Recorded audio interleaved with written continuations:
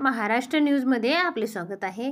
15 सप्टेंबरपासून आचारसंहिता, त्यापूर्वीच मानधनवाढ व अनेक प्रलंबित मागण्यांबाबत महासंघाचे प्रदेशाध्यक्ष भगवानराव देशमुख यांच्याकडून आली आहे मोठी अपडेट। पाहूया सविस्तर। तत्पूर्वी चॅनलवर नवीन आहात तर चॅनलला सबस्क्राईब करा।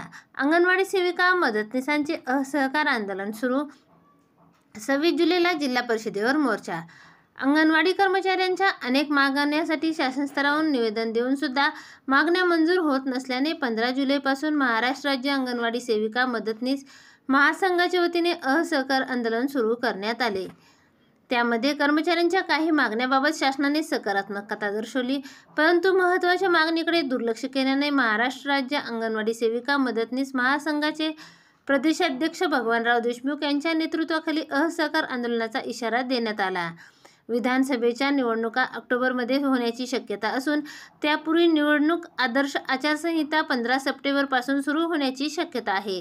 त्यापूर्वी महाराष्ट्र शासनाने अंगणवाडी कर्मचाऱ्यांच्या मागण्याबाबत निर्णय घेणे आवश्यक आहे।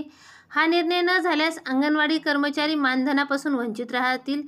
त्यामुळे प्रलंबित मागण्याकडे शासनाने लक्ष वेधण्यासाठी जुलै महिन्यापासून मासिक अहवाल न देणे, AY 20A योजनेव्यतिरिक्त इतर शासनाच्या बैठकांमध्ये हजर न राहणे, मुख्यमंत्री लाडकी बहीण योजनेच्या कामामध्ये असमर्थता दाखवणे आदी मार्गाने असहकार आंदोलन करण्याचा निर्णय घेण्यात आला।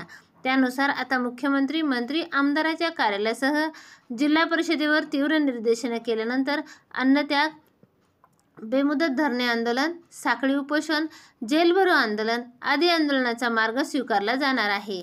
तसेच 26 जुलैला जिल्हा परिषद कार्यालयासमोर दुपारी 1:30 वाजता जिल्हा परिषद कन्या प्रशालय जवळून मोर्चा काढला। या निवेदनावर प्रदेशाध्यक्ष भगवानराव देशमुख, राज्य संघटक दत्तनाथ देशमुख, प्रदेश सचिव नेताजी धुमाळ, सिंधू ठाकूर यांच्या स्वाक्षऱ्या होत्या।